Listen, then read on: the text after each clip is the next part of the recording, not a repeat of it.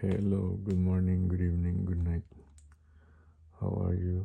Sabi nila, Ghost Fighter daw ang original title, pero i-reveal na ang katotohanan dahil ito ang tunay na ah, pangalan ng Yu Yu Yakusho. Hindi Ghost Fighter, kundi Yu Yu Yakusho, na na-corrupt yung original name ng kasi sabi nila Ghost Fighter pero hindi. Yu Yu Hakusho.